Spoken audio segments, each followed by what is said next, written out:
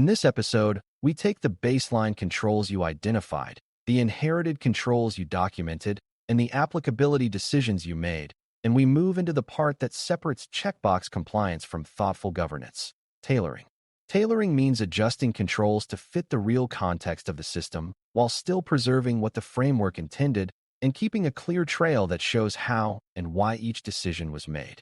For beginners, tailoring can feel like either you are not allowed to change anything, or you can change whatever you want if you write a justification. The truth sits in the middle. Frameworks expect tailoring because systems vary, but they also expect that tailoring is disciplined, risk-based, and traceable. The goal here is to help you learn how to tailor controls without breaking the spirit of the requirement, without losing auditability, and without accidentally weakening protections in ways you cannot defend later.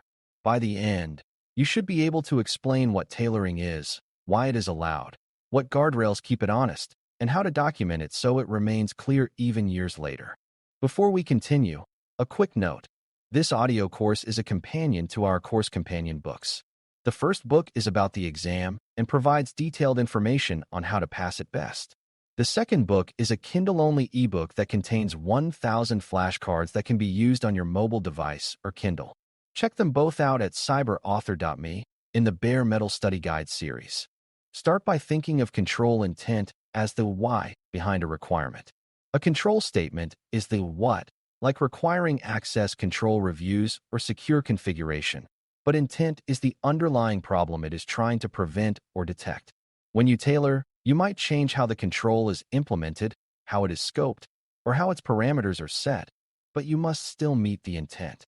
For example, if the intent of a review control is to prevent access creep, you may tailor the review frequency or the review method based on system usage, but you cannot tailor it into meaninglessness by saying reviews happen only when someone remembers.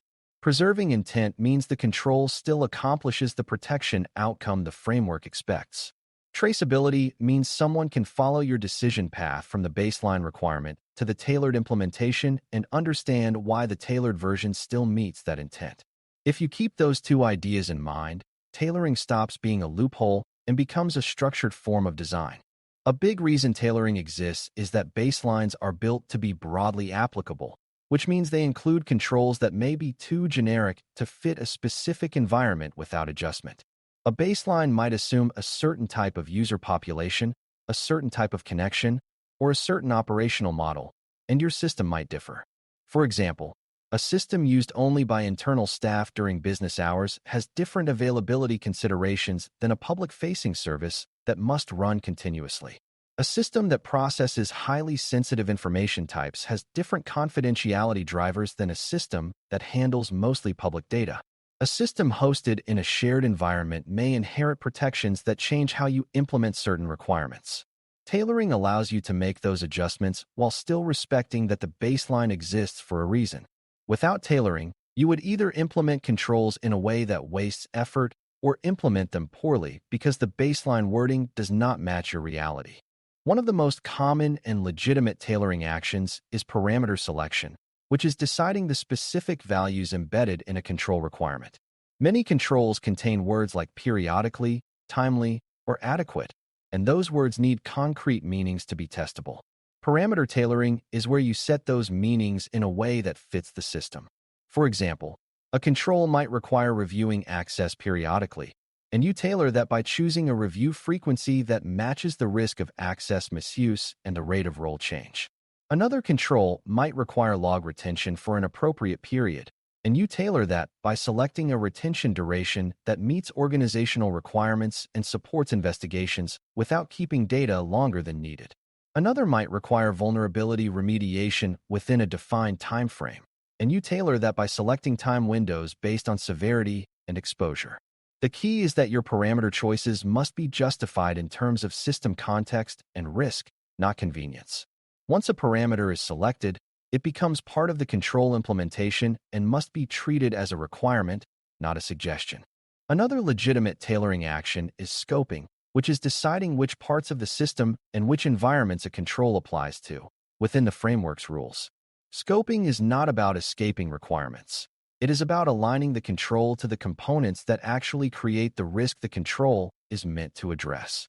For example, Certain controls apply strongly to production environments, but may be scoped differently for development or testing, as long as you can defend that the risk is appropriately managed and that the framework allows different treatment. Scoping can also address components that are out of the system boundary, such as external services, where the control might be satisfied through supplier management rather than direct technical implementation. The danger in scoping is that people can scope away risk by declaring parts of the system out of scope when they are still connected to sensitive information. Preserving intent means you scope based on real boundaries and real data flows, not on where it is politically convenient to draw a line. Traceability means you document the boundary and the rationale so reviewers can see you did not hide anything. Tailoring also includes implementation approach choices, where you meet the same requirement through a method that fits your environment.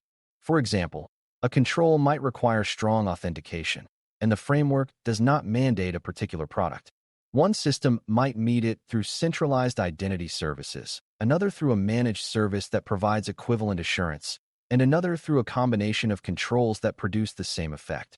Similarly, a control might require monitoring and alerting, and one system might rely on a central security operations capability, while another might have a small local monitoring process that still meets the requirement.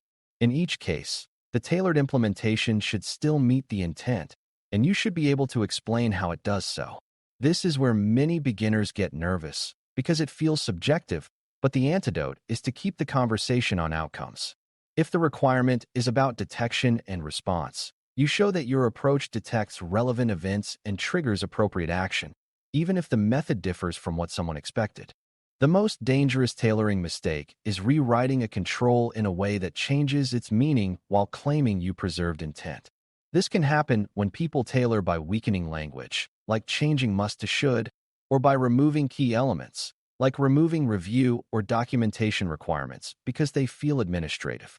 Another version of the mistake is tailoring a control into a purely informal practice, like saying administrators are careful instead of describing a repeatable process. Framework intent is usually tied to predictability and accountability, so tailoring that removes predictability and accountability is often a hidden break in intent. A good tailoring justification should explain why your approach still produces the same protection outcome, and it should be understandable by someone who did not participate in the decision. If your justification relies on personal trust, like we have great people, it is not defensible. Trust in people is valuable, but frameworks require systematic safeguards because people change and mistakes happen. To preserve traceability, you should think of tailoring documentation as a chain with clear links. The first link is the original baseline control statement. The second link is your applicability decision and whether any portion is inherited. The third link is what you tailored, such as parameter values, scope, or implementation approach. The fourth link is the rationale, grounded in system context, information types, impact levels, and operational realities. The fifth link is how you will provide evidence that the tailored control is actually implemented as described. Even though you are not writing a step-by-step technical guide, you are stating what can be observed, like review records exist, logs are collected and protected, or configuration baselines are maintained. When these links are present, an assessor can follow the chain without guessing. Without these links, tailoring looks like ad hoc permission to do less, and that is when reviewers push back. Traceability is not about producing long narratives.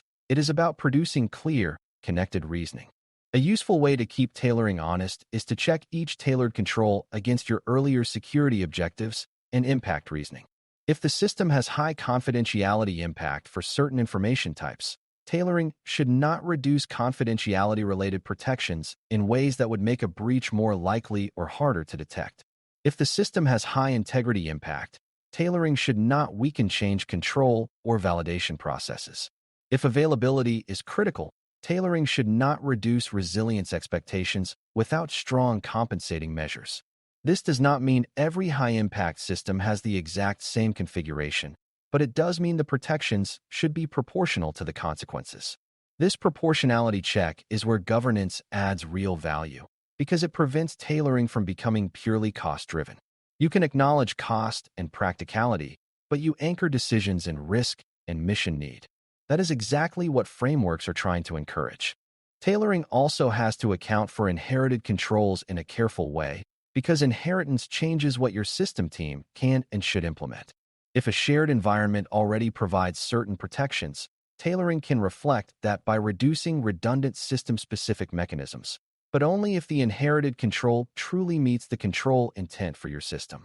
For example, if centralized logging provides secure retention and integrity protection, you may tailor a local logging requirement to focus on ensuring your application sends appropriate events to the central platform.